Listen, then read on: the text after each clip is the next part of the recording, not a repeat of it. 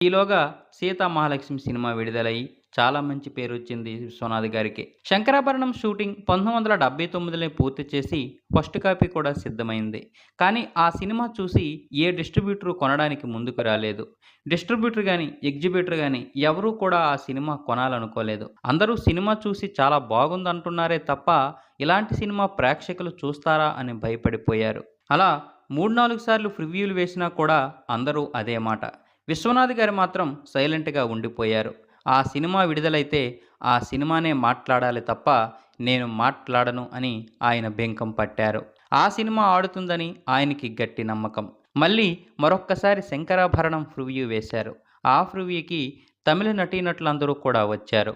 అందులో మనోరమ గారు కూడా ఉన్నారు. ఆమె 'శంకరాభరణం' సినిమా చూసి వలవల ఏడ్చేశారు. సినిమా అయిపోయాక బయటికి వచ్చి విశ్వనాథ్ గారి ఒడిలో వాలిపోయి "ఏం సినిమా తీశావురా